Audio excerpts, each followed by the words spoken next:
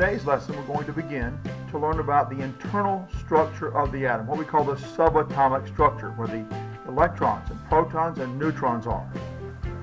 So what we're going to begin learning about today is atomic structure. Now, I gave you guys a copy of the test references for this class, and in that set of test references are included several periodic tables. One of them is kind of like the main one. It looks like this. And when you look at this, you can see that let's just pick iron, for example, and explain what each of these parts are. Now, you're also working on an element cube an element cube project, and I gave you a blank to work with, and I told you I'd rather you do it electronically because that actually comes out better. But this number right here is called the atomic number, okay? Now, you need to know that. The number at the top of the cell is called the atomic number, okay? This is the atomic symbol. So this is iron, where the symbol is Fe. So sometimes, for some elements, the symbol doesn't seem to match up with the name, okay? Because not everybody who is responsible for naming these was American, okay? Just for the record here, okay?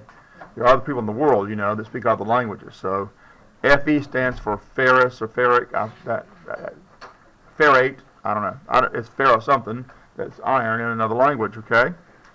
And the number down here, you need to know, is the average atomic mass. The average atomic mass, okay? Atomic number, symbol, name, average atomic mass. All right?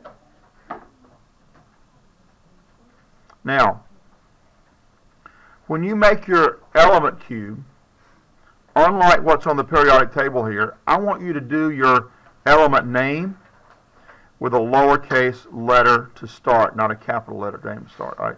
What I'm trying to do is emphasize the fact that these are not proper nouns.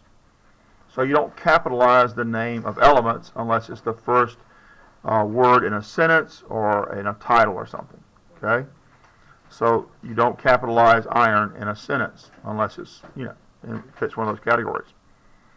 Okay, so the reason I'm bringing up the periodic table is because when I talk about atomic structure, a lot about atomic structure can be deduced from its position on the periodic table. Well, first of all, this number here, this atomic number, actually tells us a couple of things about this element, or tells us some things about its structure. It tells us this element has 26 protons. Okay? It tells us this element has 26 protons. It tells us this element has 26 protons. So in addition, this is the atomic number because it tells us the number of protons. It's the atomic number because it tells us the number of protons. Now, if I have an element of iron, not an ion of iron, okay, but an element of iron, it will also have 26 electrons. If it's an atom of iron, it will have 26 electrons. Okay?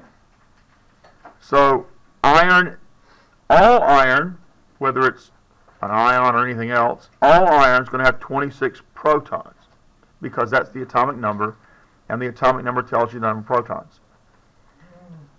Iron atoms have 26 electrons. Okay? So in the nucleus of an atom, you have protons, but you also have neutrons. All iron atoms have 26 protons. All iron atoms have 26 protons. Now, if I were to subtract this number, or that number rather, from this number,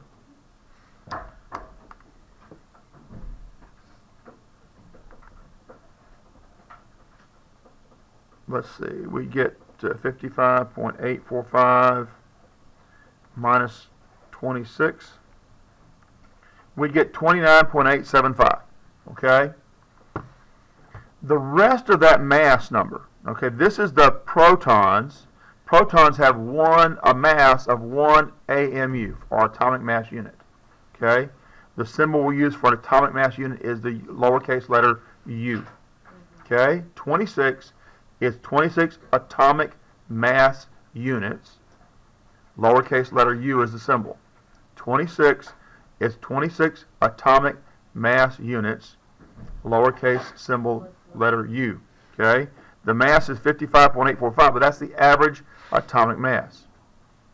Now the reason it has an average is because while all irons have 26 protons, not all irons have, say, 29 or 30 neutrons. There are different numbers of neutrons. There are different numbers of neutrons in iron atoms. There are different numbers of neutrons in iron atoms. Okay? So all irons have 26 protons, but not all irons have the same number of neutrons. Not all irons have the same number of neutrons. Okay? These different types of iron with different numbers of neutrons are called isotopes. These different types of iron with different numbers of neutrons are called isotopes. I-S-O-T-O-P-E-S. These different types of iron, all with the same number of protons, but with different number of neutrons. Those different types of iron with different number of neutrons are called isotopes. I-S-O-T-O-P-E-S. Okay? So there are a number of different isotopes of iron. Some of them are stable. Some isotopes of iron are stable. Some isotopes of iron are not stable. Some isotopes of iron are not stable.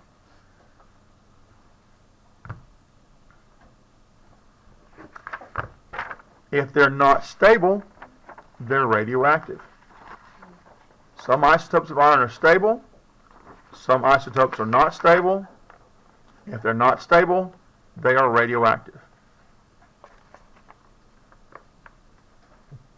And so when we did the lab, the cloud chamber lab, and we saw those little vapor trails, those vapor trails come from radioactivity. It comes from alpha particles that are being emitted from the uranium in that sample of ore we had in your cloud chamber. Okay? So if it's radioactive, it's giving away stuff from the nucleus. Okay? If it's radioactive, it's giving away stuff from the nucleus.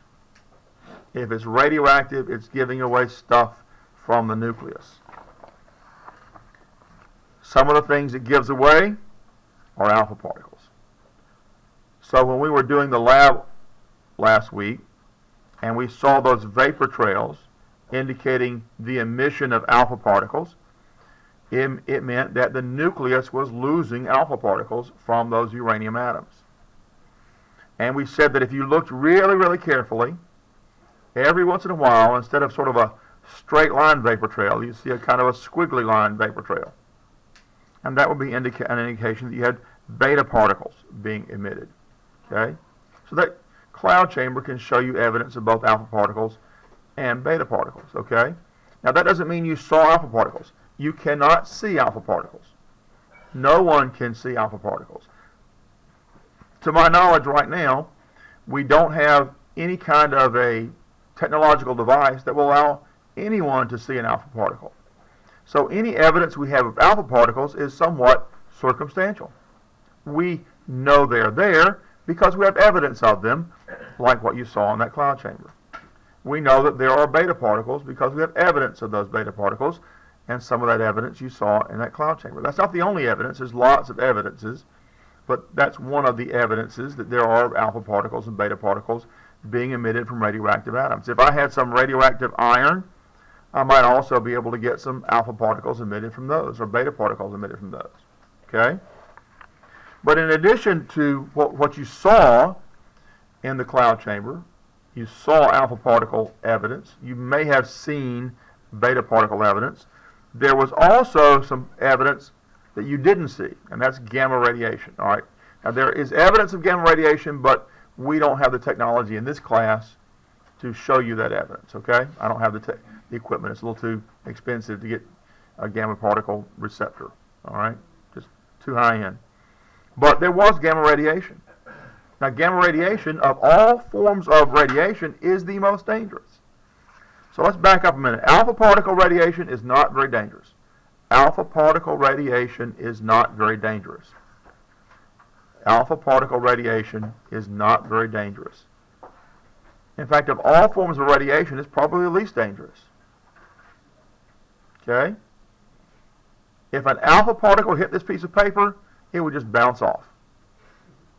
If an alpha particle hit this piece of paper, it would just bounce off. So it's not very powerful. Okay?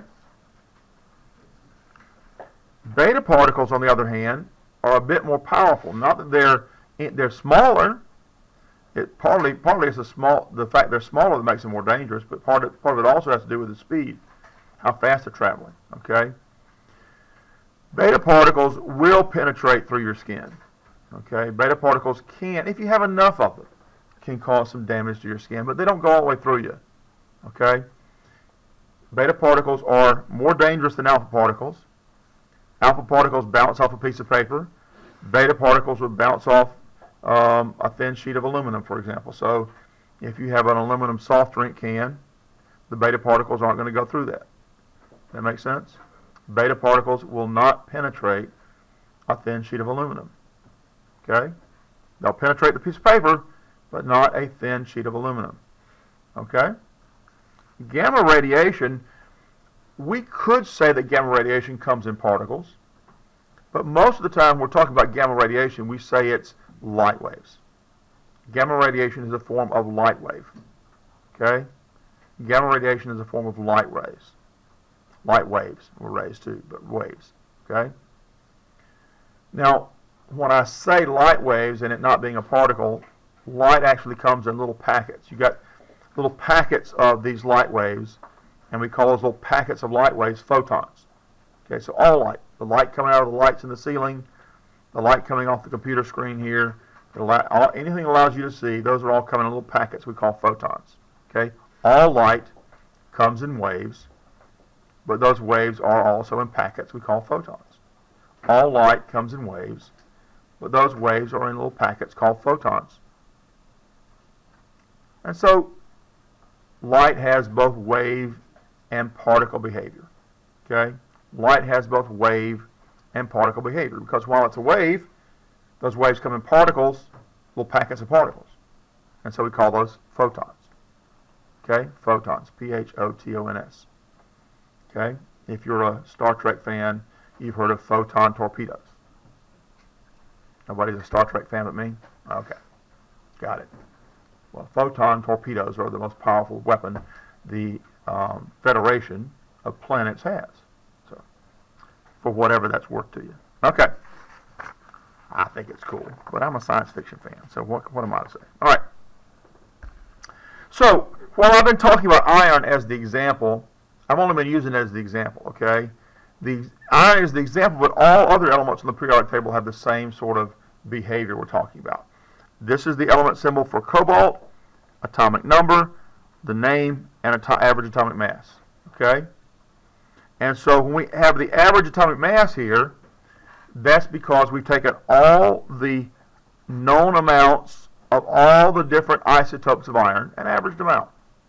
To get this average atomic mass, and this is an average atomic mass, it is not the atomic mass of a single atom of iron. It's the average atomic mass of all the known amounts of all the isotopes of iron. Okay, this is the average atomic mass of all the known amounts of all the different isotopes of iron. Okay, and the same is true with all these elements. Now, all these elements have both stable and unstable forms. All these elements have both stable and unstable forms. Okay, except anything larger than lead. All elements have both stable and unstable forms, except those elements that are larger than lead. So lead is element number 82. Once we get to bismuth and everything that follows that, there are no stable forms anymore. Every form of bismuth is radioactive. Every form of polonium is radioactive. Every form of astatine is radioactive. Every form of radon is radioactive. all these elements have both stable and unstable forms. That is to say, stable and unstable isotopes. Except when you get past lead. Lead is the largest of all the stable elements. After that, everything's unstable. Radon is the gas that sometimes gets in your basement and can cause cancer. If you have radon in your basement, you've probably got uranium in your soil. Because uranium decays, and one of the decay products of uranium is radon. Okay, and it's radioactive, so if you breathe it in, it gives with those gamma radiation, which affects your cells and can cause cancer. Tyler, you had a question? You said they have unstable what? Isotopes. Stable and unstable forms, and those forms we call isotopes.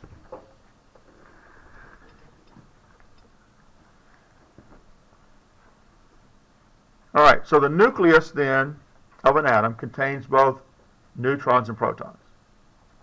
The nucleus of an atom contains neutrons and protons. What we're going to spend most of our day-to-day talking about, though, is the part that's not in the nucleus. So if we have an atom, and we would call this is the nucleus of an atom. Okay? This is my illustration of a nucleus of an atom.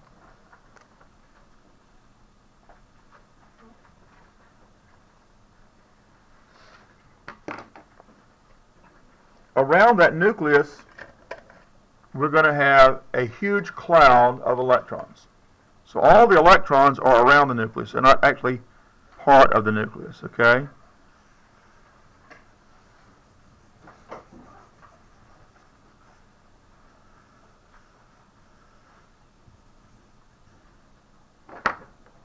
So that's the nucleus right there, and all of this is the electron cloud. Okay. Now we call it an electron cloud because the electrons are moving around so fast that they're not really in one place. You know, it's not really easy to predict exactly where they are. But we have statistical measures for determining where they tend to be. We have statistical measures for determining where they tend to be. If you're a fan of the Big Bang Theory TV show, you may have heard them talking about, I can see a smile over here, you may hear them talk about something called Schrodinger's cat. Okay? Well, Schrodinger is the one who came up with several of the ideas that have to do with the behavior of these electrons. And so, in the way that he talked about it was that the cat is either alive or dead, but we don't know which one it is because it's in a box. Okay? And that's kind of a famous story. All right? But Schrodinger also came up with the equations that predict where electrons tend to be. Schrodinger came up with the equations that predict where electrons tend to be. And so what we're going to be doing today is looking at models, shapes of those equations. Now, in case you didn't know, equations have shapes. And you kind of know that because you've done graphing in algebra, and maybe if you've taken geometry, you've done that too. And you know that parabolas have a certain mathematical formula, right? And straight lines have a mathematical formula, and curves have a mathematical formula. Well, you also can have mathematical formulas that have three-dimensional shapes. And for that, we need a math process called calculus a lot of the time. Okay? So what we're going to be doing today are, did it shock you there? You're scared? All right, don't be scared. It's all right. It'll be all right. I promise. So that's just an air pump. Huh? Building up pressure. Building up pressure. Okay? All right. Now, that's kind of like what students feel when they take a chemistry test, pressure. Okay. So what we're going to be doing today is figuring out or modeling the shapes of the places where electrons tend to be. Okay, we're going to be modeling the shapes where electrons tend to be. You don't have to be able to work with the Schrodinger equations, okay?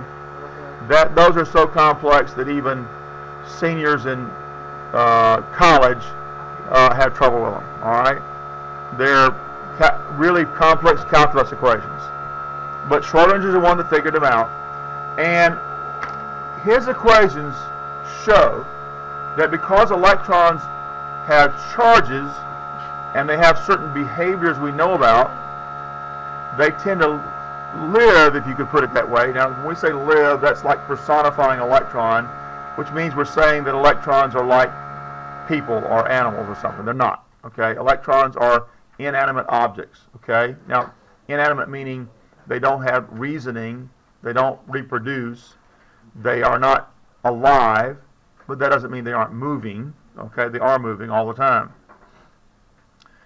And so, protons have a positive charge, okay? Protons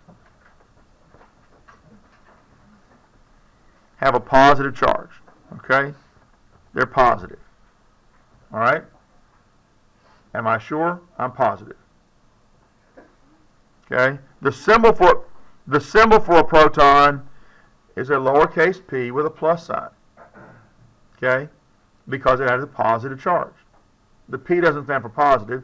The P stands for proton, but the plus sign means it has a positive charge. It just shows us that, okay? Neutrons have no charge, okay? No charge. They're free, okay? The symbol for a neutron is a lowercase n.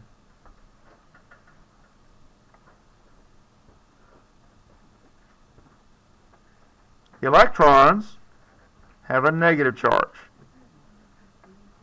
Okay, negative. Let's put a parentheses around that so you can tell I have a negative here. And the way we symbolize an electron usually is a lowercase e with a negative charge. Notice the negative is in the exponential position, like 10 to the second power. It's in that position there. When we have symbols for elements, atoms, or other atomic things, each of the four corners of a box around that symbol have a different meaning. So if I have X here, Y is where the charge always goes. Okay? Z is where all of the bonded number of those things go. By putting a number here, I'm telling you how many of these things are bonded together. The mass number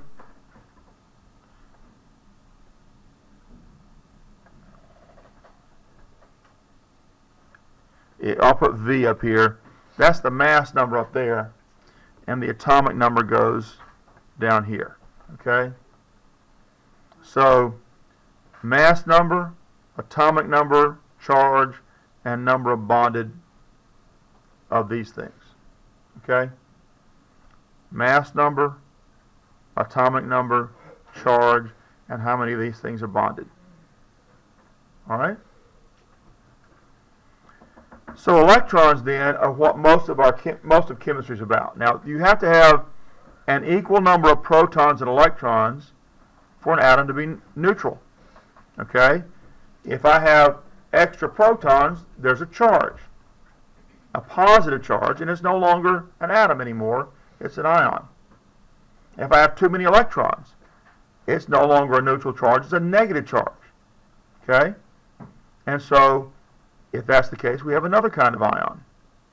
But for an atom to be neutral, and all atoms are neutral,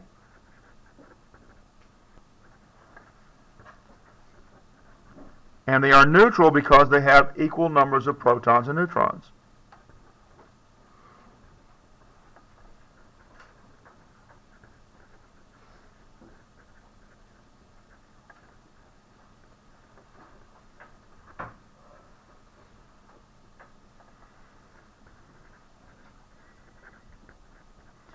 So all the positive charges are canceled out by all the negative charges. All the positive charges are canceled out by all the negative charges, or vice versa. All the negative charges are canceled out by the positive charges. But it's also true that this atom stays together because the protons attract electrons. Protons attract electrons.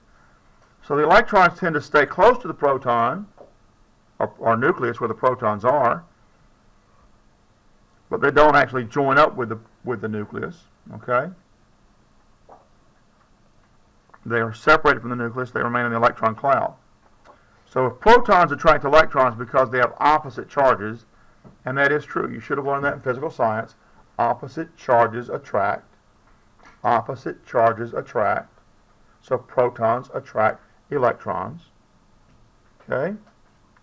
Opposite charges attract, so protons attract electrons. Then, if that's true, then it must also be true that protons must want to repel other protons. Does that make sense? Protons want to repel the protons. Well, it's the neutrons that kind of keep the nucleus together. The neutrons keep the nucleus together and keep protons from repelling each other. The neutrons keep the protons together in the nucleus so the nucleus doesn't fly apart. Neutrons keep the protons together in the nucleus so the nucleus doesn't fly apart. Neutrons keep the nucleus together so the protons in the nucleus don't fly apart.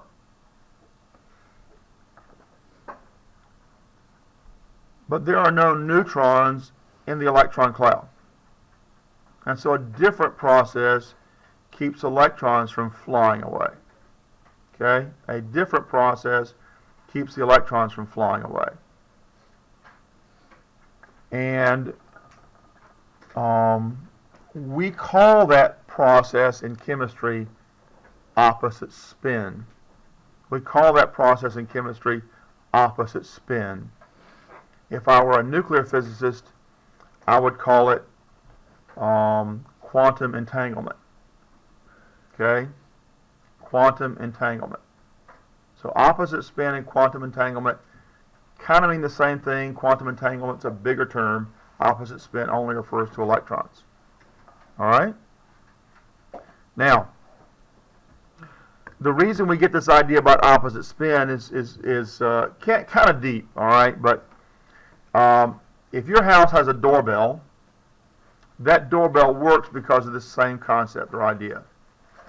If I have electricity going down a wire, and say this is the wire in your house that's taking electricity to your doorbell, if the electricity is going in this direction, then there is a magnetic field around that wire in the direction of my fingers on my right hand.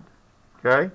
So if the electricity is going this way, the electricity is going around it, or the field that's resulting goes around it like this.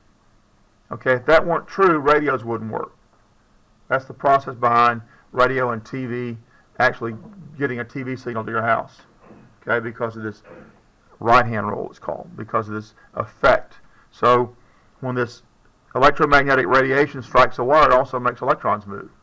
Electrons make an electromagnetic field. Electromagnetic field make electrons move. Okay? One does the other. Now, if I have electricity flowing down a wire in this direction, where my thumb's going, then if I have it going in the opposite direction, the field goes the opposite way, and they cancel out. And so when I have a wire taking a signal to my TV, I've got one set of wires going this way and one set of wires going this way, or the electrical charge is going opposite directions, to cancel out the electromagnetic field and reduce interference. Okay? Well, that's also true, sort of, about the way that electrons behave. If they're spinning in this direction, and they're spinning, another one's spinning in this direction, opposite directions, then it should cancel out the electromagnetic field that would normally have them flying apart. Does that make sense? So that's why we call it spin. If one electron has a spin in this direction, another electron has a spin in this direction, the electromagnetic field is canceled out and allows them to get together. Okay? So I can get two electrons together, but no more. I can get two electrons together, but no more, because of their opposite spin. Two electrons can get together, but no more because of opposite spin. Okay? You with me so far? All right. I forget which of the scientists that were developing the first atomic bomb. If you take those two electrons and separate them, they'll still communicate with each other. One knows which way one's going, the other one knows which way the other one's going. And they term that idea, anyway, spooky action at a distance. Spooky action at a distance. Anyway, I thought that's cool. Apparently nobody, you guys don't care, but okay, that's all right. It's okay, it's cool. All right. All right. Destiny, you with me back there? Hello, Destiny. Huh? She's awake? Okay, Destiny, let's sit up, okay? So now you're paying attention. All right? Or at least halfway paying attention. All right. So within the electron cloud, I have regions where two electrons can be together. But the rest of the electron cloud can't be next to those two, but another two can be together. Okay? So, if I have, we don't want to go high as iron. Let's take something simpler. Let's do something like carbon here. No, let's do oxygen, because it gives me a chance to talk about that. Oxygen has 8 protons. How many electrons does it have? Should be in your notes. 8. An oxygen atom should have the same number of neutrons and protons. And we'll find out later when they don't, but right now, oxygen atoms, just the atoms, have the same number of protons and electrons. So oxygen has 8 protons. That proton number we'll write down here. Okay? And most oxygen has 8 neutrons, so it has a mass of 16. Now, in that oxygen atom, and we have that electron cloud like we have here, the electrons actually exist primarily when they're not already, when the electrons aren't excited by some other energies. They live or exist or tend to stay in regions, and we have regions and kind of like subregions. So we have what's called a primary energy level, and you probably did this in physical science, where you showed there were how many electrons in that first energy shell or energy level. Nobody remembers? 2. Good. So 2 electrons here. Okay? Yeah. And then there's another energy level or energy shell. Okay? If there are 8 electrons, oxygen is going to have 6 electrons here. The highest you can have in the highest energy level is 8. You can actually have a lot more in lower energy levels, and we'll get to that. Okay? But for right now, we're going to just put 6 here. All right? And that's kind of how you pictured it when you were in physical science. But in fact, these electrons don't just exist in these energy levels or energy shells. And by the way, I would prefer you to use the term energy levels, okay, even though they have been called shells and other things, because it more reflects their behavior, okay, or the reasons for their behavior. So these electrons out here in this second energy level cannot all exist in this same energy level unencumbered. Remember, 2 of them can get together, but no others will get together, okay? And so it kind of pushes them apart, and that's what Schrodinger figured out, or at least he wrote the equations. Inside these energy levels or energy shells are other energies, packets, or regions, okay? Inside these energy shells or energy levels, there are other regions where electrons exist, okay? Let's start with this first energy level right here. So if I'm looking at hydrogen over here and helium right here, that's 1 or 2 electrons. And so I can get those electrons in that first energy shell. Okay? In that energy shell, or that energy level, those 2 electrons can exist in a spherical region. Okay? Sphere being like a ball. Okay? Now this is not an orbit. Okay? Planets go around the sun in an orbit. The moon goes around the earth in an orbit. But this is not an orbit. It's a spherical region where those electrons are located. Okay? So in this spherical region, these two electrons can exist because they can have opposite charges and not fly apart. Got that? But if I get to this next region, only two electrons can exist in that spherical region. The others have to be separated out somehow. All right? So in that second region, let's sort of break it out and just show the second region here. All right? I can have one region where we have two electrons. All right? But inside that region, I've got to have some other separated regions for other electrons. Okay? I'm going to have a region. Let me see if I can find some colors here to kind of help keep this a bit separated for you. I have a region that looks like this. This is all one region, by the way. It's not two separate regions. That's all one region, not two separate regions. Okay? The green is all one region, not two separate regions. Okay? Now, to be as accurate as possible, I don't really expect you guys to remember this, but I'm just to let you know, this actually is only the top half of both of these things. Okay? It's like there's no middle here in reality. Okay? So that's one region. Well, we got two regions. We got the round region here, the spherical region. Okay, that's one region where I can put electrons. Here's a second region. Okay? Here's a third region.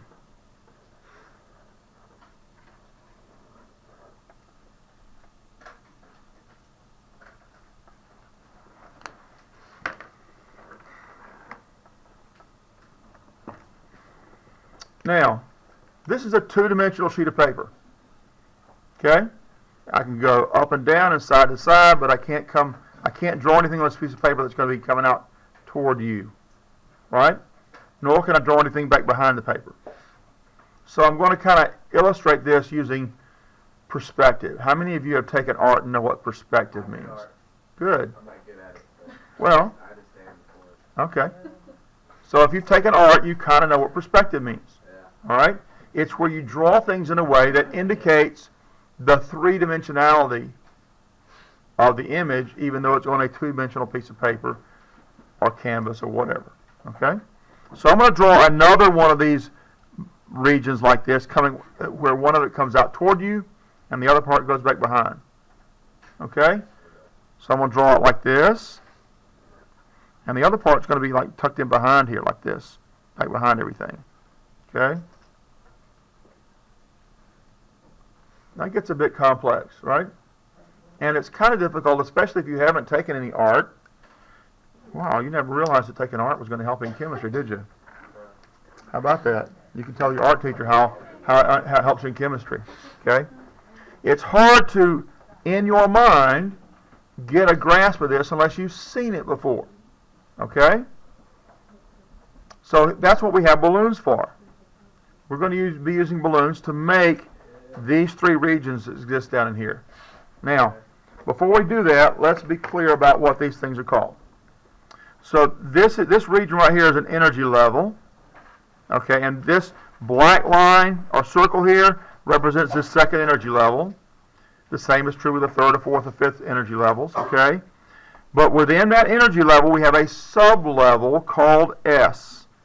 And that spherical region is the sub-level called S. That spherical region is the sub-level called S. The spherical region is that sub-level we call S. Okay? Now, all these colored regions right here, the double balloon shape, you're beginning to get a picture of why you had to have balloons today? Okay? This double balloon shape, there's three different double balloon shapes. Okay? Those are all called P regions. Those are part of the P region. Okay? So we got an S region and a P region. And since I have three different P regions, I need to be able to come up with a name to tell them apart. Does that make sense? All three of these regions together make up the P sublevel. This is the S sublevel. These three together make up the P sublevel. So we've got an S sublevel, and we have a p sublevel. Okay? Within the p sublevel, we have 3 p orbitals. Okay? So this green region right here is one of the 3 p orbitals. And this orange right here is one of the 3 p orbitals. And the blue is one of the 3 p orbitals. Okay? And so how do we tell them apart? Well, let's tie this into your algebra and geometry. If I have 2 axes, what do I usually call those 2 axes? X and Y. And if I have a third axis, so you can take a pencil or pen and put it together to show, here's 2 axes, okay, and the third axis goes like this. You got that? Yeah. All right. What will we call the third axis? Z. And it's going to be coming out toward you like this and going back behind everything. So that's Z. Okay? So one of these 3, and really it doesn't matter which one. One of these 3 p orbitals is going to be called p sub x. P subscript x. And one is called p subscript y. And one is called p subscript z. Now those are lowercase p's. I know it's hard to tell. You can't really tell the difference when you write a p by itself, whether it's lowercase or uppercase, but it is an lowercase letter. Okay? So you got 3 orbitals, x, y, and z, because they're going to be like sitting on these axes. Does that make sense? Everybody got it? All right. So what we're going to be doing today is making a model of these 3 sets of p orbitals. So the first thing you need to do is to get out 2 balloons from your packet that have the same color and blow them up the same size and tie knots in the end. 2 balloons of the same color, blow them up the same size, and tie knots in the end. I know that you guys remember discussing waves in physical science. I need your attention here a minute, please. Please give me your attention here.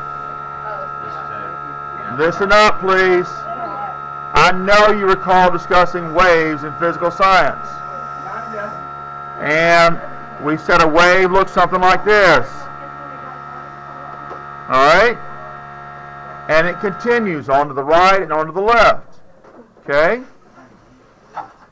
Now, when you were discussing waves in physical science, we had a name for this point right here in the wave. What was it called? Anybody remember? Listen. Shh. What was this point on the wave called right here? Oh, that was the A, don't it? A what? An A? No, the A was the top and bottom. This is called the node. Okay? The top and bottom of the wave, guys, you need to write this down. You should need to know this. The top and bottom of the wave were called the antinodes. Okay? Now, I know it seems strange to think about it this way, but each of these double balloon shapes we said are called orbitals. This represents a wave. Your double balloon represents a wave. Okay? Your double balloon represents a wave. It is actually the wave form of the electron. The electron has wave properties and particle properties. Like we said, light has particle and wave properties. The electron has wave and particle properties. Okay? Most of the properties we deal with are wave properties. All right? So in this double balloon shape, and it's 3-dimensional, this double balloon shape, the node on the wave is right here. And so the ends of both of the double balloons out here, both of these are antinodes.